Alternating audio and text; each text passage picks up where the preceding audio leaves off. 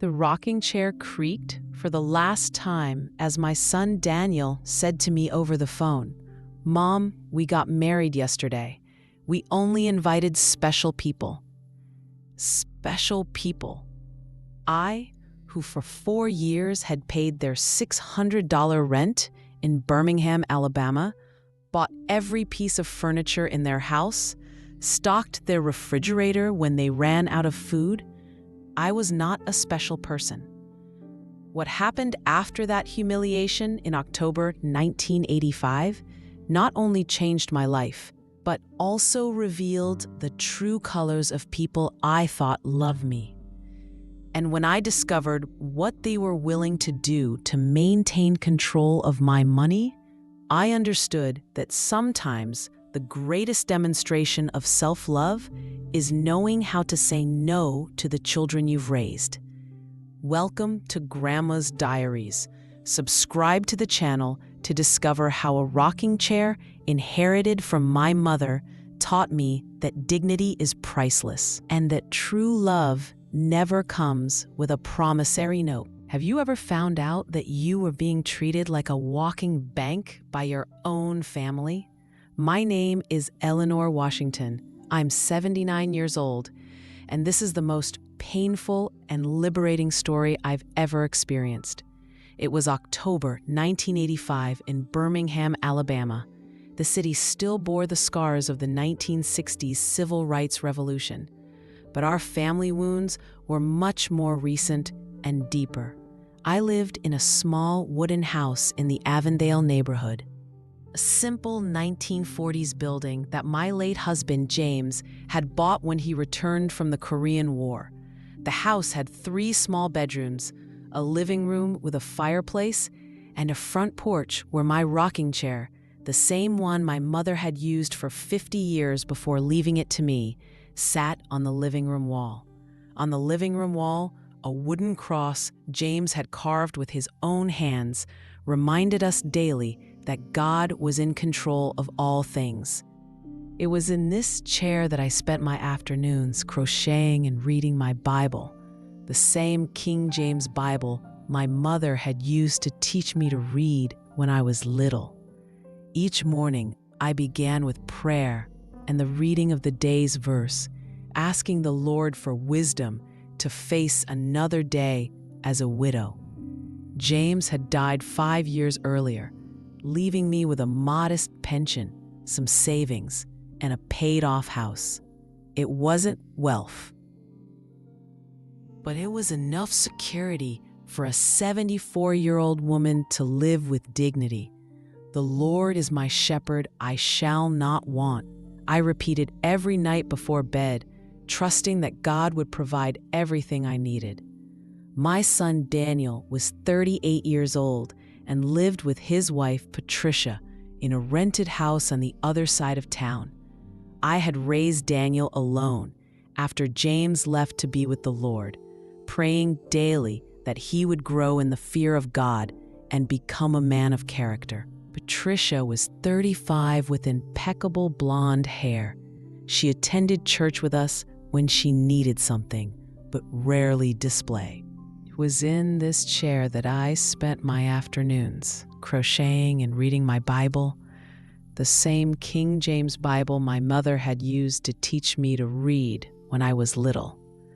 Each morning, I began with prayer and the reading of the day's verse, asking the Lord for wisdom to face another day as a widow. James had died 5 years earlier, leaving me with a modest pension, some savings, and a paid-off house. It wasn't wealth, but it was enough security for a 74-year-old woman to live with dignity.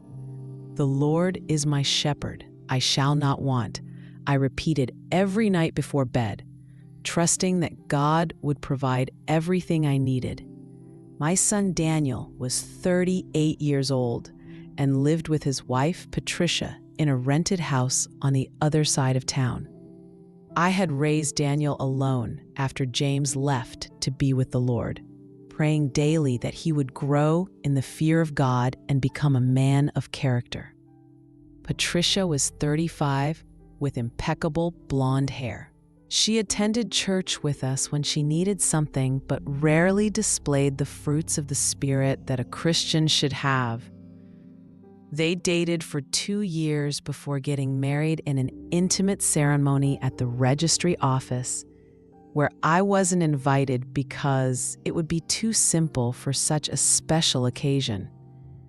That day, I knelt before the cross in my living room and asked the Lord to give me understanding because something in my mother's heart didn't feel right. I should have seen the sign at that moment, but a mother's love is blind to the worst truths.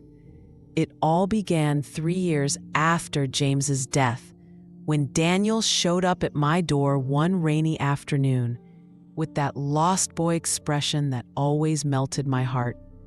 I was reading Philippians 4:19, "But my God will supply all your needs according to his riches and glory in Christ Jesus," when he knocked. "Mom," he said, sitting down in my living room, "Patricia and I are having a hard time. Could you lend us the rent money for just this month?" $600. For a widow on a pension, that was a lot of money. But I thought of 1 John 3:17. "For whoever has this world's goods and sees his brother in need and shuts him out, how does the love of God abide in him?" How could I deny my own child?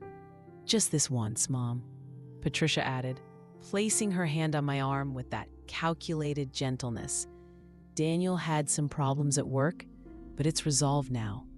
We'll pay you back next month." That night, I knelt before the cross in my living room and prayed, "Lord, you know I want to be a mother after your own heart. If it is your will for me to help my children, give me the wisdom to do it right." They never paid me back, and just this once became every month for the next 4 years. $600 a month for rent, plus $200 for food when they were strapped, plus $300 for the car when it broke down at the worst possible time, plus $500 for medical emergencies that always came at the most inconvenient time. I stopped buying clothes for myself to make sure they had new ones. I canceled my outings with the sisters from church to have extra money when they needed it. I ate beans and rice for weeks so I could feed them steaks on the weekends. My rocking chair was a silent witness to every sacrifice. It was there I sat after making yet another bank transfer, rocking slowly as I calculated whether my money would last until the end of the month. It was there I wept softly when I realized I had become a stranger in my own son's life. Daniel and Patricia's visits followed a cruel pattern. They always arrived with wide smiles and warm hugs. Patricia brought homemade cakes that I made with you in mind. Daniel told jokes and reminisced about childhood stories that made me believe we were still a family. But I noticed how they glanced at their watches when I started telling them about my day, how they changed the subject when I mentioned my loneliness, how their smiles faded when I didn't have immediate cash for their emergencies. The worst was during the holidays. They would show up for Christmas dinner, eat the food I had prepared with such care, open the expensive gifts I had bought while cutting my own expenses, and then leave early because they had other commitments. In 4 years, I was never invited to their home, not for a simple lunch, not to see the improvements my money had funded, not to be part of the life I was paying for them to have. I was useful, but I wasn't wanted. I was needed, but I wasn't welcome. I was a means, never an end. Deep down, I knew. But a mother's heart can ignore the most painful truths when it comes to the children she's brought into the world. Have you ever felt used by the people you were supposed to love unconditionally? The call came on Tuesday, October 15th, 1985.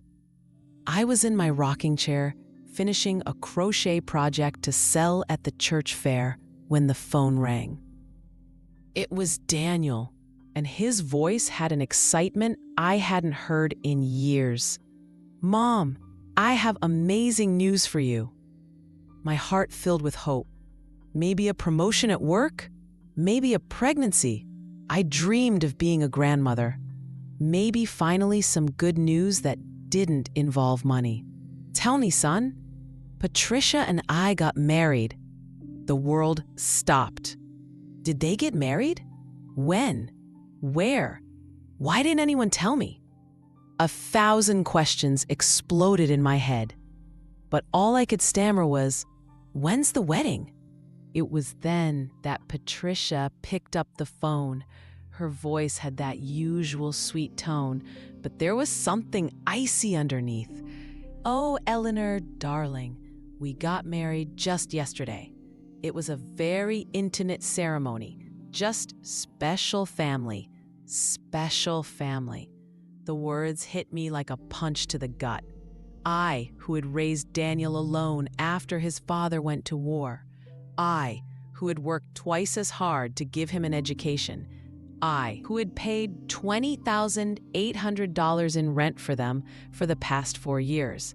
I, who had bought every piece of furniture in the house they lived in. I wasn't a special family. I stood there, holding the phone as if it weighed 1,000 pounds, listening to Patricia tell me the details of a celebration I'd been excluded from. The dress she bought with the money I'd given her the month before for personal expenses. The romantic dinner they'd had at the most expensive restaurant in town. The honeymoon they were taking that weekend. All financed by me. All planned without me. "We're so happy, Eleanor," Patricia continued, "and we really appreciate all your support. Without you, we never would have been able to establish ourselves." Support. As if I were a charity, not the groom's mother. "Mom, are you there?" Daniel took the phone back, and for the first time I noticed how distant his voice sounded, as if he were fulfilling a social obligation. "I'm here, son," I managed to reply, though my voice sounded strange. "I know it may seem sudden, but it was all very natural. We decided not to have a big party because, well, you know how these things are. Too much expense, too much hassle. Too much expense. The man who asked me for $600 a month was worried about expenses when it came to including me in the most important day of his life." I hung up the phone and sat in my rocking chair for hours, rocking in time with my broken heart. The house was too quiet, too full of my own loneliness. That night, for the first time in years, I couldn't eat dinner. I sat in my chair until late, thinking about every sacrifice I'd made, every canceled plan, every savings cut to ensure the comfort of 2 people who saw me as a financial resource, not family. That's when I started doing the math in my head. 4 years of paying $600 in rent, $28,800. Food and groceries, at least $9,600. Furniture for their home, $4,200. Medical emergencies, car repairs, clothes, gifts, another $8,000. $50,600. I had spent over $50,000 of the inheritance James had left me, so I could live out my final years in peace. $50,000 for 2 people who didn't consider me worthy of witnessing their wedding. That early morning, sitting in the chair my mother had used to rock her children and grandchildren, I opened my Bible to Ecclesiastes 3:1. "For everything there is a season, and a time for every purpose under heaven." And in that moment, I felt the Holy Spirit whispering to my heart that the time had come to value the dignity God had given me. A week later, exactly 7 days after the humiliation, Patricia called me. Her voice no longer held the excitement of the wedding. Now it sounded almost desperate. "Eleanor, dear, the rent is due. The landlord is putting pressure on us. He said if we don't pay this week, he'll evict us. Did you forget to make the transfer?" I took a deep breath, still rocking in my chair, remembering Jesus' words in Matthew 7:6. "Do not give dogs what is holy. Do not throw your pearls before swine." "Patricia," I said, with a calm that only the Lord could give me, "I only help special families." The silence on the other end of the line was so profound that I could hear my own heart pounding. For the first time in years, it wasn't me who was shaking. It was her. That night, I knelt before the cross in my living room and prayed like I hadn't prayed in years. "Lord, if what I've done is right according to your word, give me strength to endure what lies ahead. If I'm wrong, correct my heart, but don't let me be trampled on by those who should love me anymore." Have you ever had that exact moment when you decided that your dignity was worth more than family peace? After that call, my house was as quiet as a cemetery on a Sunday. For 3 days, no phone calls, no surprise visits, no emergencies that only I could handle. It was as if Daniel and Patricia had disappeared from the map, or at least from mine. I sat in my rocking chair, and for the first time in years, I wasn't calculating how much money I had in the bank to solve their problems. Instead, I was thinking about myself, about who I was beyond a financial provider, about what life I had given up to support theirs.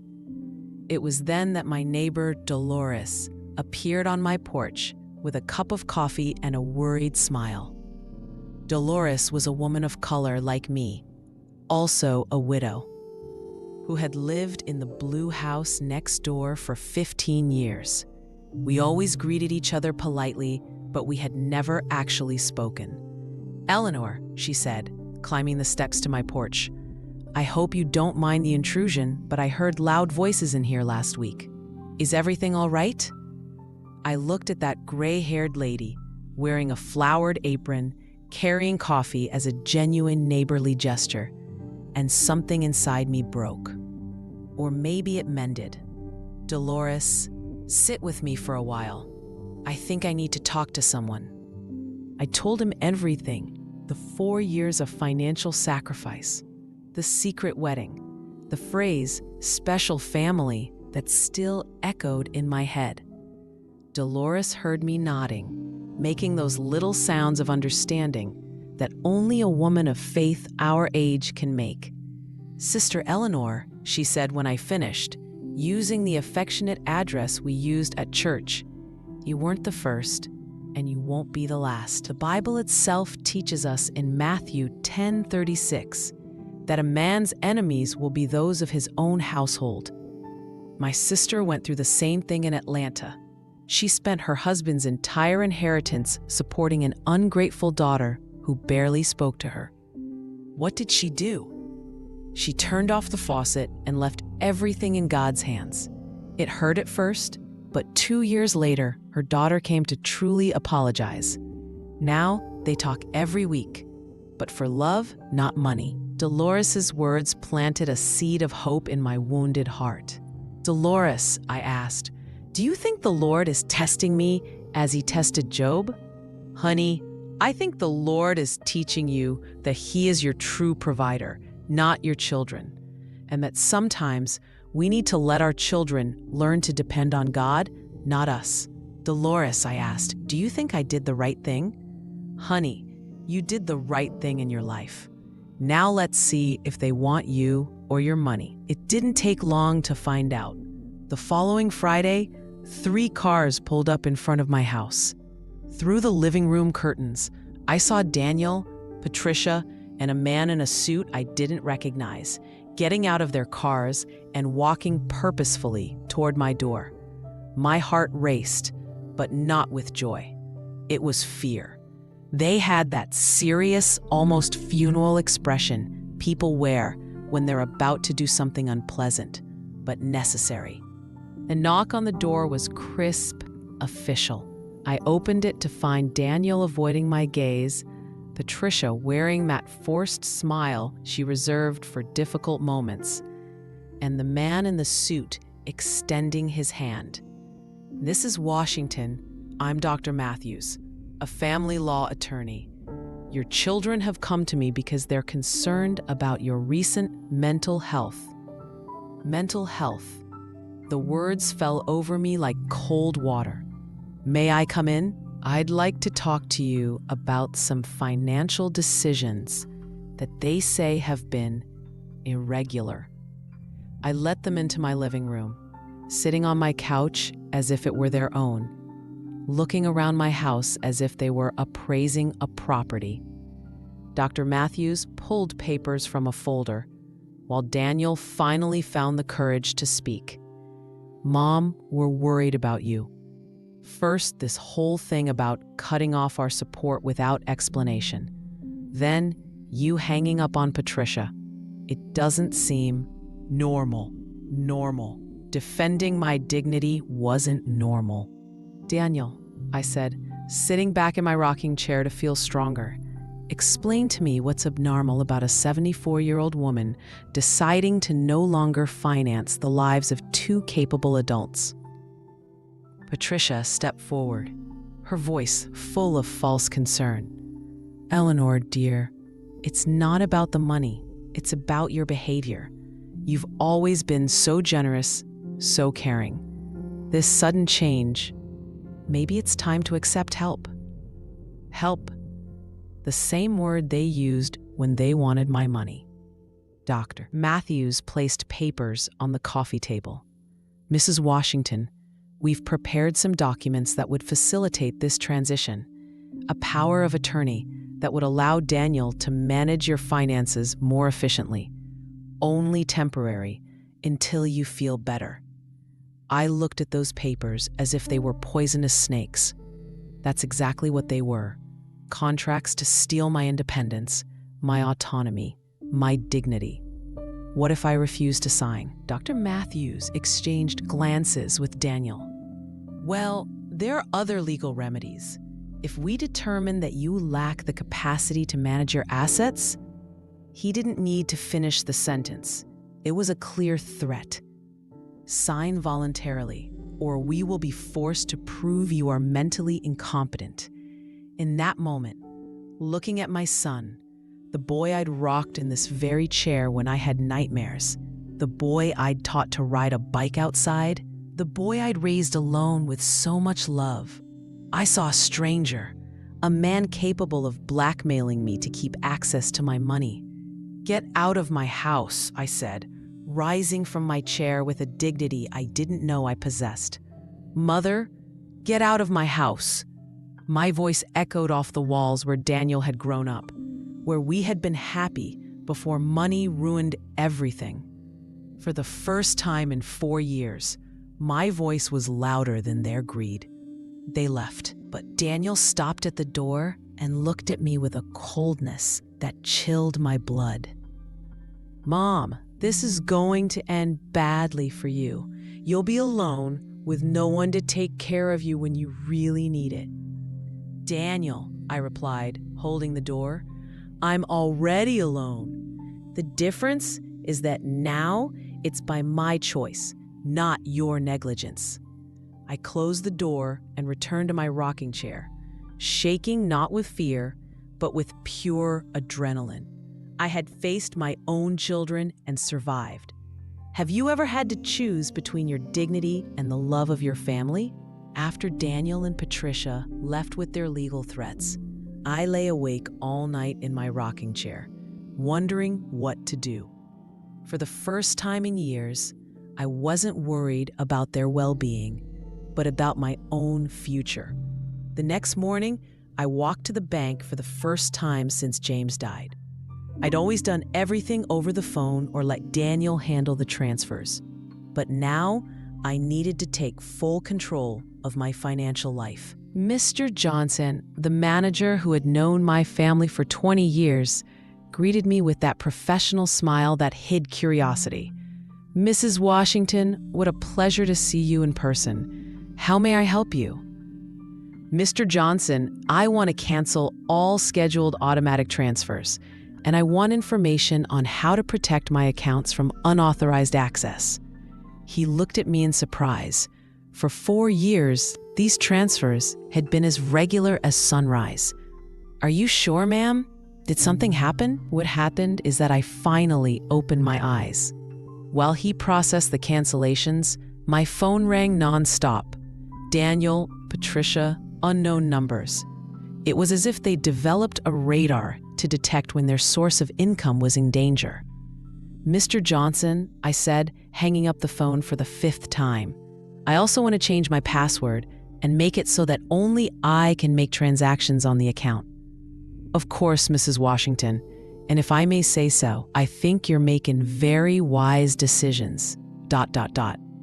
I left the bank feeling lighter than a feather. For the first time in years, my money was entirely my own, but the peace was short-lived.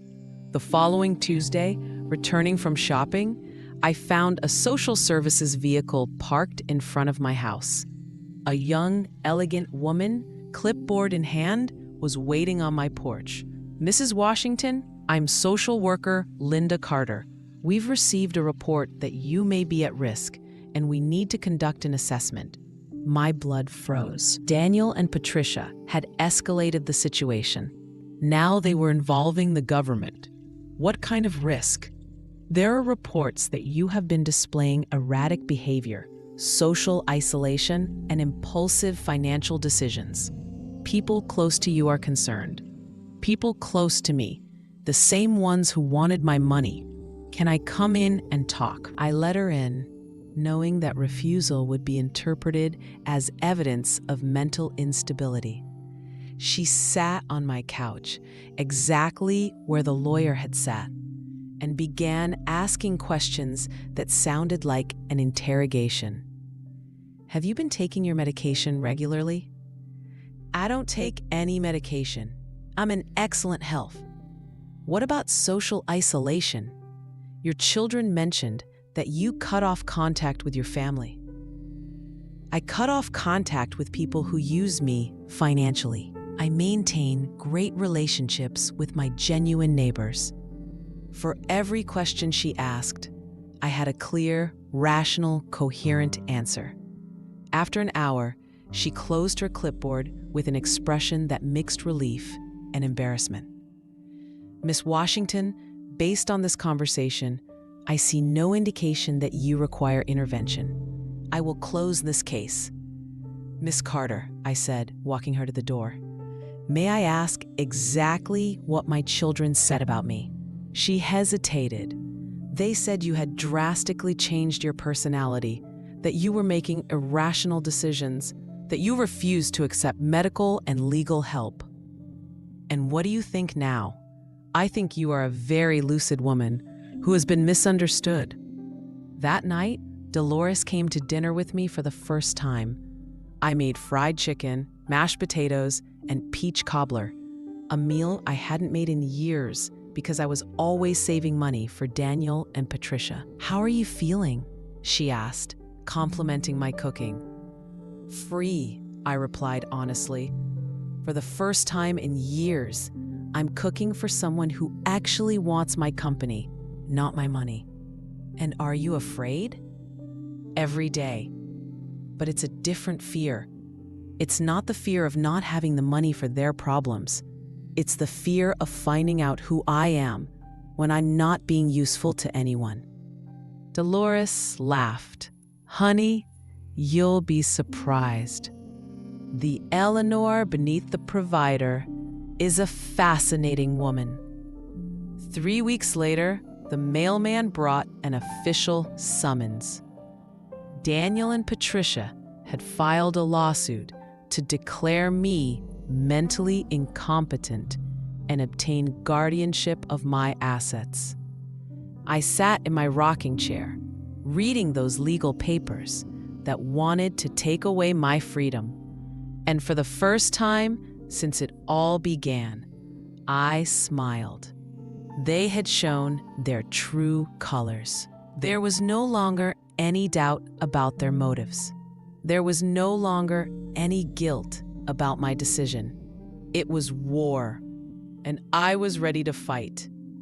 Have you ever had to legally fight against the people who were supposed to love you? The trial was set for a freezing Tuesday in January 1986. I woke early, put on my best suit, the navy blue one James had given me for our last wedding anniversary, and sat in my rocking chair for a last, silent conversation with my mother. "Mommy," I whispered to the chair she had used for 50 years. "Give me strength for today." My lawyer, Mr. Thompson, came to pick me up at 8 in the morning.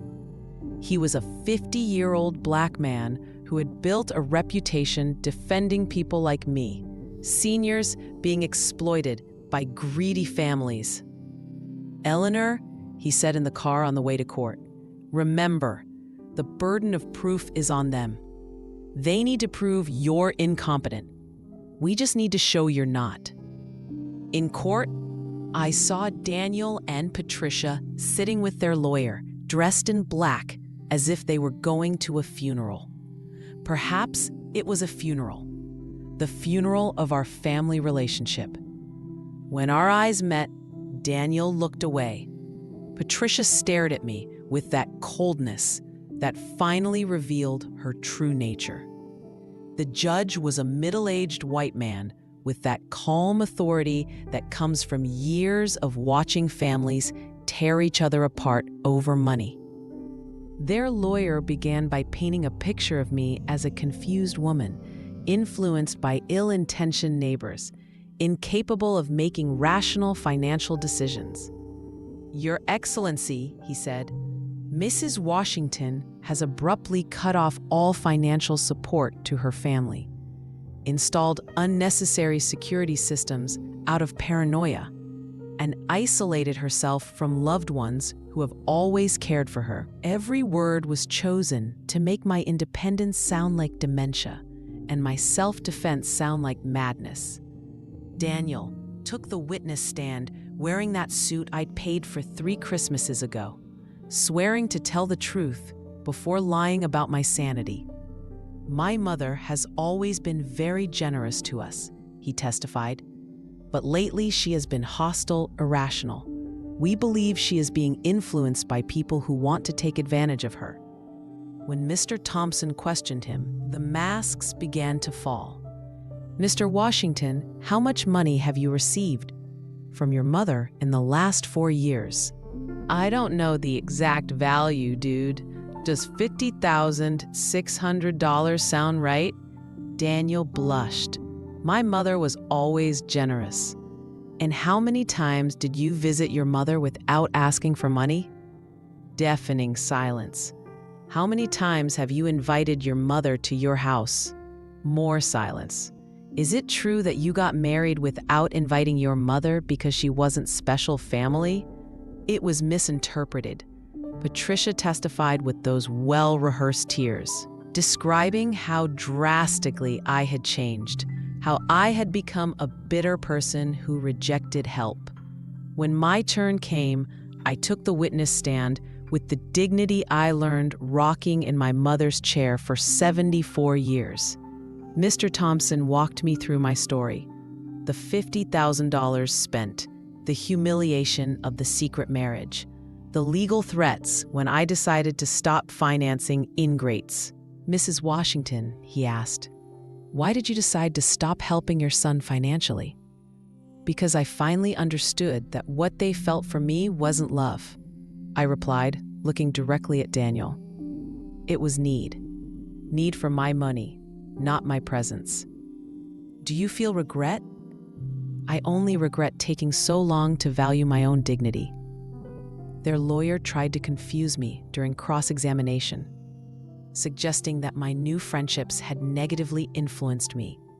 Mrs. Washington, don't you think it's strange that you've suddenly made so many new friends? Mr. Attorney, I replied, what I find strange is that it took me 74 years to find people who care about me as a person, not as a bank account. Dolores and my new friends testified to my mental clarity, my ability to. The pharmacist confirmed that I had no medication problems. The bank manager attested to my financial competence. The doctor attested to my excellent mental and physical health. After 3 hours of testimony, the judge retired to deliberate. When he returned, his expression was grave but fair. After reviewing all the evidence presented, he began, "It is clear to this court that Mrs. Eleanor Washington is in full possession of her mental faculties. Her financial decisions, however painful they may be for her family, are completely rational and within her rights." My heart started beating faster. Furthermore, the judge continued, "The evidence suggests that this lawsuit is motivated by financial self-interest, not genuine concern for Miss Washington's well-being. The request for relief is completely denied. I had won. Not just the lawsuit, but my freedom, my dignity, my right to live without being exploited by my own children." As we left the courthouse, I saw Daniel and Patricia talking angrily to their lawyer. Patricia gave me a look of pure hatred before getting into her car. Daniel looked at me one last time, and for a second, I saw something that might have been regret. But it was too late. That night, Dolores hosted a small celebration at my house. We prepared a special dinner, toasted with grape juice, and for the first time in years, I felt truly at home in my own home. "Eleanor," Dolores said, raising her glass, "today you didn't just win a lawsuit. You won back your life." He was right. For the first time in decades, the future was completely mine. 6 months after the trial, I sold my house in Avondale and moved to a senior living complex in downtown Birmingham. Not because I needed care, but because I wanted an active social life with fellow believers who valued me for fellowship, not money. I took only the essentials, a few clothes, photos of James, my weather-beaten Bible, and my rocking chair. It now sits on my apartment balcony, where I receive visits from true friends and read scripture while watching the city go by. I never heard from Daniel or Patricia again. I heard from others that they had to move to a smaller apartment and that Patricia found work for the first time in years. I pray for them every night, asking the Lord to bless them and that one day they will understand that better is a handful with quietness than 2 fists full of labor and vexation of spirit. I donated half of my remaining money to Christian organizations that protect the elderly from family financial abuse. With the other half, I'm living the life I always wanted, traveling with church tour groups, taking painting classes, and participating in Bible studies. The Lord has shown me that they will bear fruit even in old age. They will be lush and green. Psalm 92:14. Today at 79, I understand that the greatest gift we can give our children is not easy money, but the example of a life lived according to Christ's principles. It is not to support their irresponsibility, but to teach them that if anyone will not work, neither shall he eat. 2 Thessalonians 3:10. My rocking chair continues to be my place of prayer and meditation. As I sit in it with my Bible on my lap, I feel the Lord's presence reminding me that the love of the world is enmity against God, but that His love for me never fails. If this story touched your heart, pray with me for all the mothers and grandmothers who are being exploited by their own families. Share it with someone who needs to learn that we are not obligated to buy anyone's affection, because greater is He that is in us than he that is in the world. Subscribe to Grandma's Diaries for more stories that prove that God can transform our greatest pain into our greatest victory. Next week, I'll share the prayer I prayed the morning before the trial and how the Lord answered me through a verse I stumbled upon in my Bible. What I discovered in those sacred pages showed me that God had orchestrated every detail to free me from family oppression. What price would you put on the dignity God has given you? Because I have learned that we are bought with a price by the blood of Jesus, and no one has the right to look down on us.